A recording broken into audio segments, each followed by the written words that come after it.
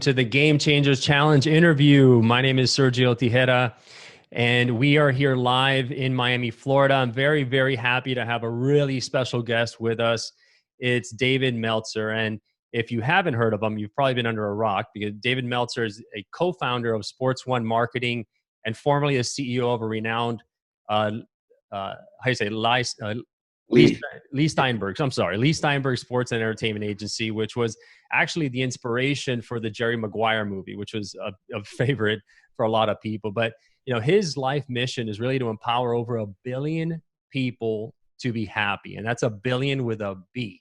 So we're going to talk about this, and it's a simple yet powerful message that has led him on this really incredible journey to provide one thing, which is value.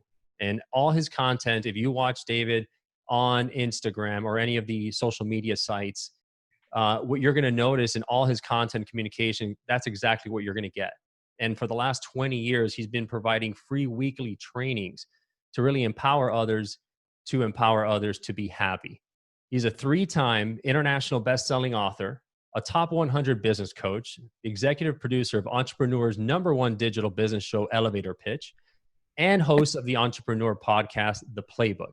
And his newest book, Game Time Decision Making, was a #1 release. David has been recognized by Variety magazine as their Sports Humanitarian of the Year. He's been awarded the Ellis Island Medal of Honor. And most recently at the Super Bowl down here in Miami, David was honored as the Most Valuable Philanthropist.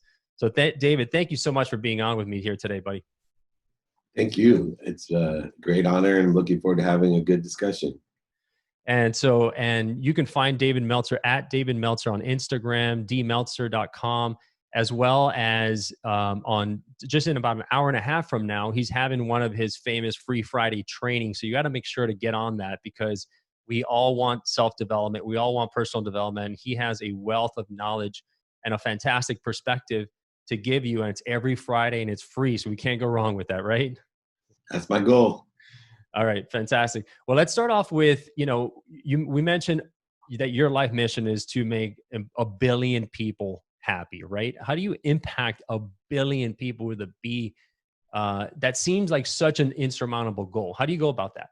Well, first, it's over 1 billion. So I never over 1 billion. There you go. Never put an exact amount. Amounts are man-made constructs that create limitation or resistance.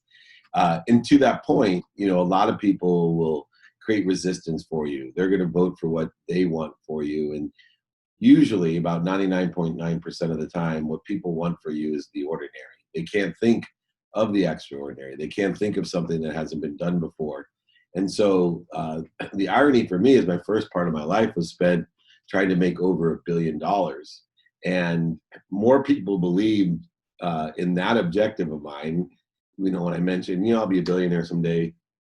As my career progressed, nobody really doubted that. But when I shifted my perspective to create a collective consciousness of happiness, knowing that happiness is the most viral of all diseases, it's the most powerful thing on earth. It spreads simply by witnessing it. It strengthens you emotionally, mentally, physically, spiritually. It even strengthens your immune system, so it protects you.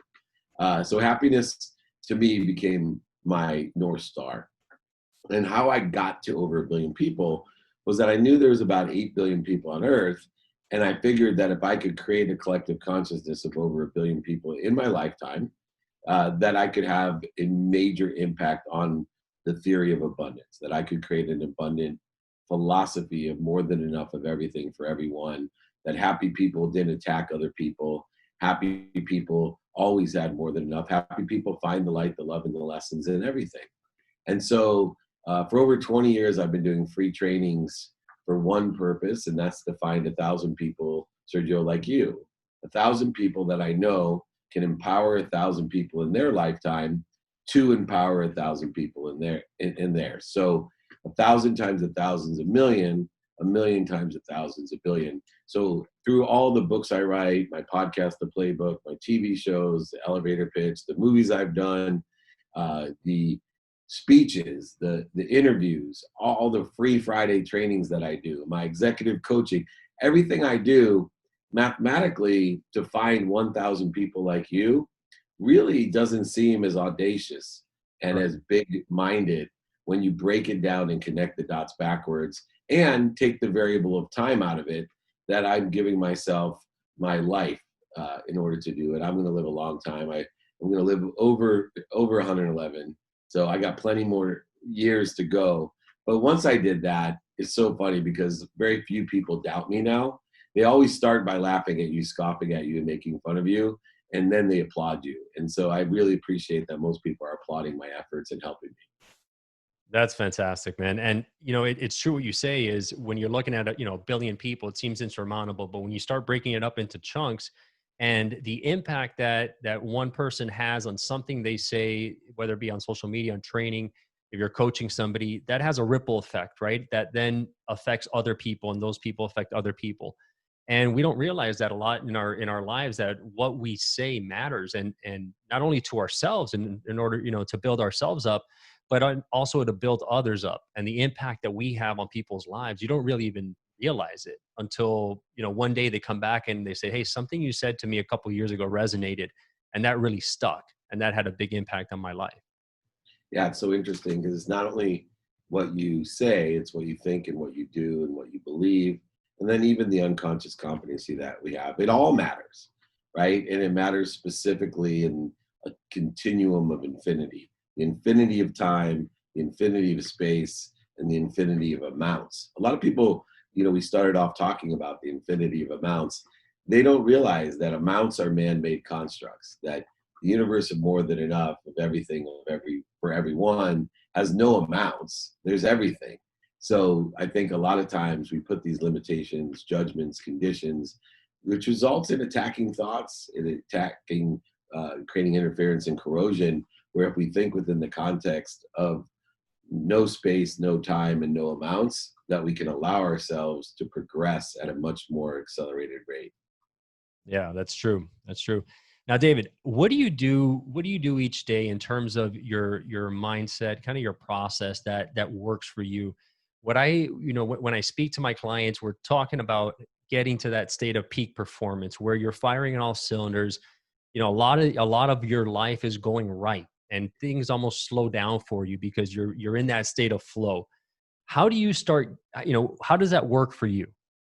Yeah, so there's 5 steps, and I teach these 5 steps as a practice. The word practice is essential in my life because practice is indicative of progress, not perfection. It is also allows time, space, and amounts to be extracted from what I'm doing, because everything is practicing to create incremental growth, acceleration, and exponential growth. And so if I can continue to grow exponentially and accelerate, the smallest increment turns into large gains as it doubles and doubles in both time and amount. And so it's so important for us to enjoy the consistent everyday, persistent without quit, pursuit of our own potential. So how do we do that? I created 5 steps that I think would help everyone. And this is where I draw down the spectrum of really spiritual, theoretical, into very pragmatic. You'll see, these are very pragmatic things to do. Yeah. Number 1, take inventory of your values.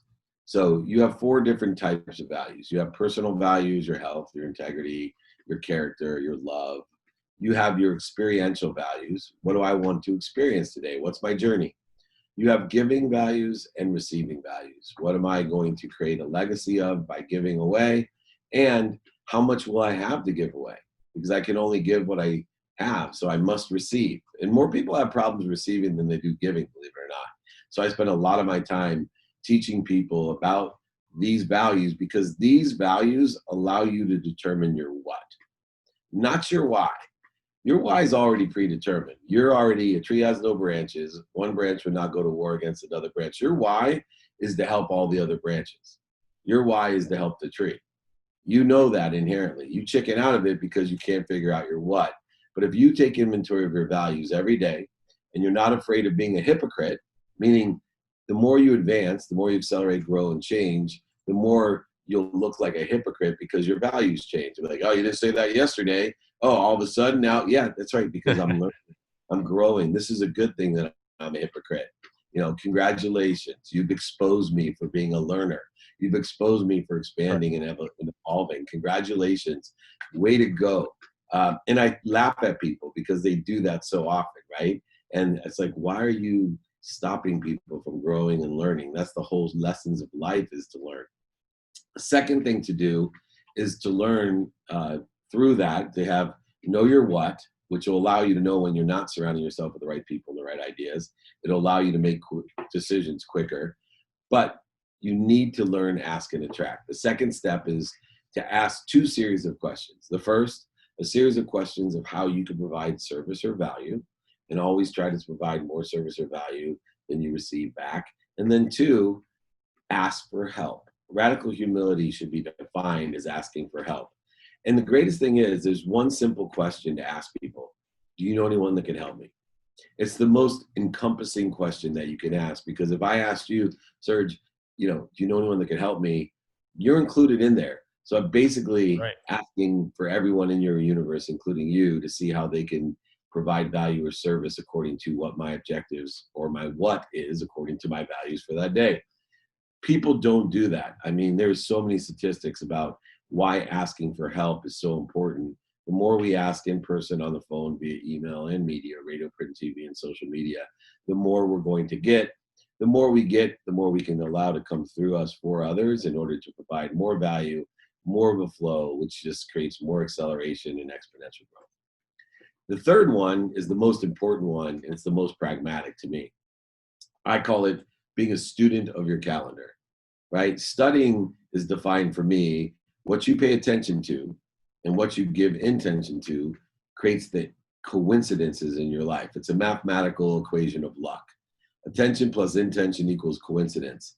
Those are the lucky people, right? So what you want to do is study, pay attention and intention to what you have planned every day, what you don't have planned every day, the white space, the empty space in your calendar, and your sleep.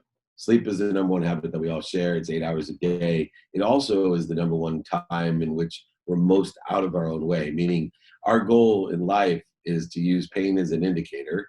Mental, physical, spiritual, emotional, financial pain is an indicator that we have a lesson to learn of how to clear the interference or corrosion to the most powerful source of light, love, and lessons. And so being a student of sleep, this allows us to utilize the time when we are subconsciously and unconsciously connected without the conscious ego getting in the way. And so if you study your planned, your unplanned, and your sleep, your life will change dramatically, exponentially, and accelerate at the pace that you really want it to. The fourth thing is called do it now. The difference between successful people and those who don't get what they want in life is that people that do it now. 100%, one of the only truths that I know, 100% of the things you do now get done.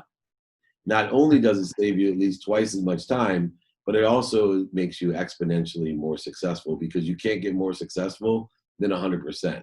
The minute you don't do something now, you always run the chance of forgetting it, not doing it.